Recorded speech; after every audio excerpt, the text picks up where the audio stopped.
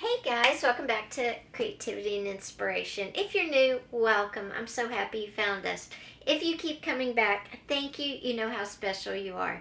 Today I have a great video for you. This came as a question in our how do I use these things that I've got and I don't know how to use them. This one is about cutting. What do I use to trim, cut, fussy cut, all of that. So I thought I would share what I have found works best for me. So let's just jump in. Also, the video about how do I use these things that I got and I don't know how to use, that is coming out on Monday. But today, it's all about what cuts the best and what do I like to use. Okay, guys, so all about what I like to cut with and how I keep them sharp. And I included what I like to cut on as well. So first, let's start with plain regular scissors. These are the scissors I use all the time, different sizes. These are for just trimming, cutting, whatever I need to do. They're just cheap scissors. I don't spend a lot of money. And it works out. They cut fairly well, and I keep them forever. This pair is a little heavier than this pair, but they all came off of Amazon. In this one, I got 3 different sizes. I got a size bigger than this size, and this size. And like I said, I love all of these. I use them all the time for just general cutting. For fancy cutting, sometimes I use these. These are the scissors that have the funny blades on them. The thing with these, though, they get dull really quickly, and then they start to tear your paper. Maybe you don't like the design or whatever. So I've kind of gotten away from using these, and I use something else, which I'll show you in just a second. So instead of using these scissors, which, like I said, get dull, they tear your paper, they just don't always work really great for me, I have found that I love to use rulers to tear. And these rulers have designs on them, and they give you the prettiest page edges. And I think a journal really needs a torn edge, personally. And I like to have torn edges in mixed media art and collage. And these rulers have different edges on both sides, and you pretty much get anything you could want. They're very sharp. That's why I keep them in their original packaging, just so I don't poke myself. And then this one has one edge that is wavy and one edge that is straight. These work good. I love these rulers. And if you can get these, I would highly recommend getting them. Let me get a piece of paper, and I'll show you how well they tear.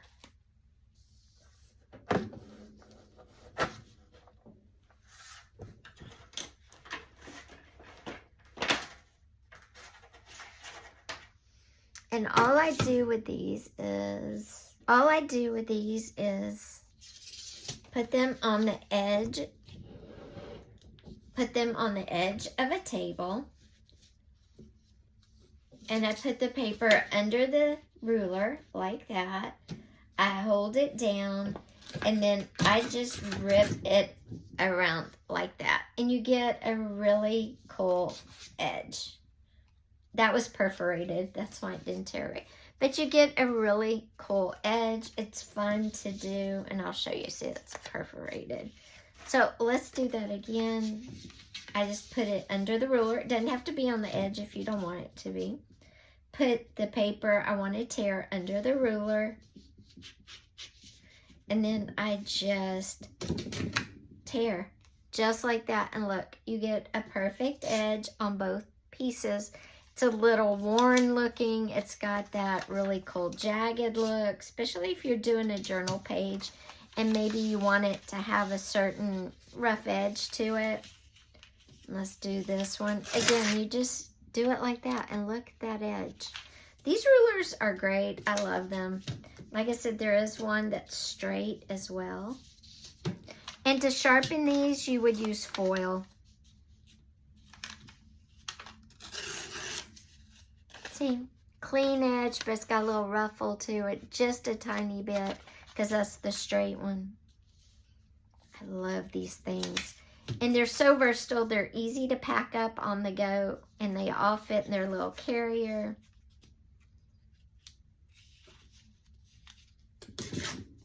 You can do any size paper with them.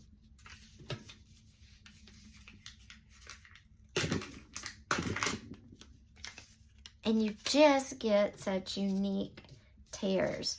So these tearing rulers are really great. I love them and I highly recommend them. I'll link them down below if you're interested. I got them on Amazon, and like I said, these rulers have replaced these totally, completely. And if you need to sharpen the rulers, just do some tin foil tearing on them and they'll sharpen right up. Now, fussy cutting, let me get this back out here. This is a vintage card, not mine, not from me to me. Fussy cutting, I have two options that I really, really love. One is a pair of kindergarten scissors. Okay guys, sorry, had to go, my mom called. But for fussy cutting, I love these little scissors that were my kids in kindergarten. They fit my hands. I have very small hands. They fit my hands. I can get in and do a great cutting with them. Not that I fussy cut too much, but just try using a small pair of scissors. But the important thing when you fussy cut is being able to control your scissors. So your fingers need to be comfortable and you need to be able to control them. Something else that I found that I love for fussy cutting is this. This is a blade, but you put your finger in it like that and you hold it almost like a pencil. And you've got such great control. Again, it's perfect for all those tight spots you want to get into. You can control it so well. And if you haven't tried it yet, you might want to try it. It's a Fiskars.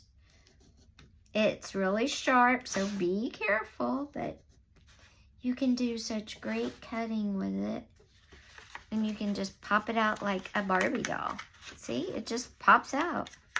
And if you don't want to do it like that, you can also hold it like a pencil. And again, you have such close control. You're so close to your blade.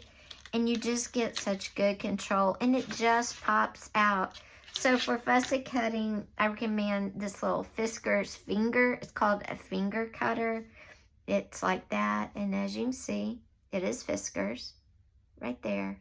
That is awesome. And also a pair of just really cheap small scissors. These are also great for fussy cutting. But if you have bigger hands and you can't get your hands in these type of scissors, this thing is awesome. And it's very comfortable to use. It's very ergonomically correct. It just works really well. And that's the secret to fussy cutting now, I promise you. Now, for quick paper cut jobs that aren't very big, like let's say I wanted to cut this image off. I would use this little paper cutter right here. It's a Cricut one. It came actually with a Cricut I had. I didn't keep the Cricut, but I kept the paper cutter. But you can buy ones like this. They don't have to be Cricut, you know. They can be whatever brand you want them to be. And it's sharp, it's great. You can buy refills of this little slider thing and just pop them on and off. But I use this for little jobs like cutting images out like on this card.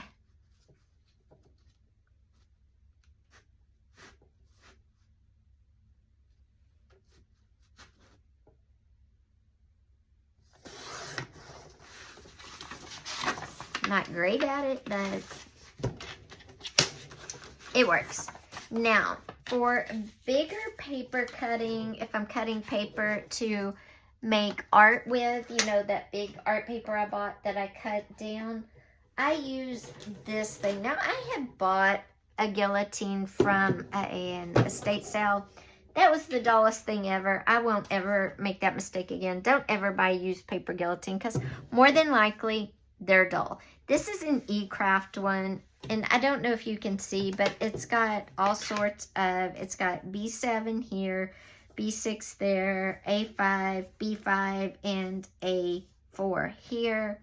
It's got all sorts of paper guards that can click on and off in different locations. If you want the whole paper down, it has different sizes.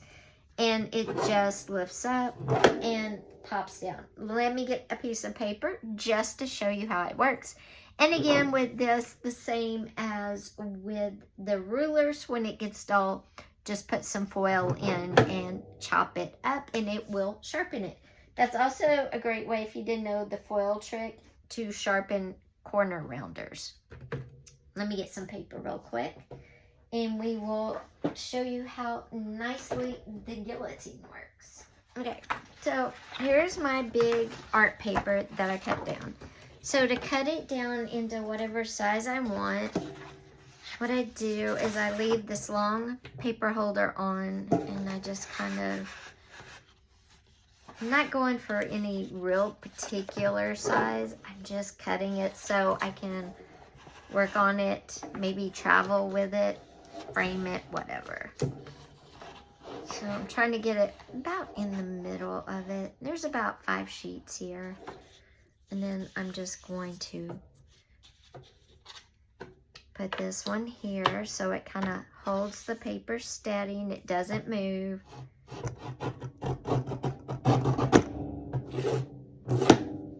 And as you can see, it cuts right through, nice clean cut. I really love this paper trimmer. I love that it has all these different attachments for holding your paper down. And then because this size is still a little too big, what I'll do is I'll come in here again and about halfway through, and get my holder again, snaps on.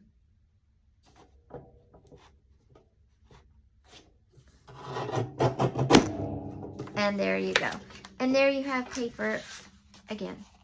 This is just such a great way. I have 3 different sizes of paper that I can paint on, draw on. That's what I use the big ones for. I would also use it if I was making cards. I would get bigger sheets of cardstock and cut it down to whichever size I want. And the fact that it has measurements makes it really easy to do. It also has a centimeter ruler at the bottom, at the top, plus inches in the middle at the top. Now, when I am fussy cutting and I am using the finger cutter, where did it go? The Fiskars finger cutter. I do use a mat. This is actually a kitchen mat, as you can tell, because it's got fish. I like these mats because I don't know if you can see, but they're grippy on the back. So if it's on a slick surface, it doesn't move. That's why I use them for paper. I also use them in my kitchen. I use the ones that I don't use in my kitchen for crafting.